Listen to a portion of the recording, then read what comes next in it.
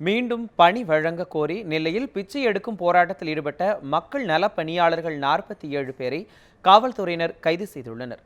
தமிழக அரசின் ஊரக வளர்ச்சித் துறையில் பணியாற்றிய 13,000 மக்கள் நல பணியாளர்கள் கடந்த 2011ஆம் ஆண்டு பணி நீக்கம் செய்யப்பட்டனர்.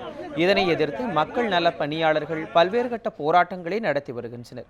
இந்நிலையில் நெல்லை சந்திப்பு ரயில் நிலையம் முன்பு மக்கள் நல பணியாளர்கள் இன்று போராட்டத்தில் ஈடுபட்டனர்.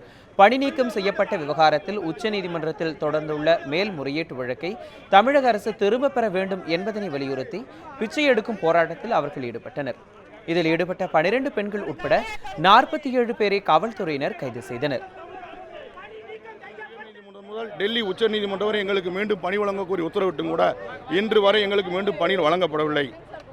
மக்களால் நான், மக்களுக்காக நான் என்று சொல்லும் முதலமைச்சர் அவர்கள் மக்கள் நல பணியாளர்களுக்காகவும் நான் என்று கூறும் வகையில் இந்த 13,000 குடும்ப வாழ்வாதாரத்தை பாதுகாக்கும் வகையில் மீண்டும் பணி வழங்குமாறு இன்று திருநெல்வேலி நடைபெறும் போராட்டத்தில்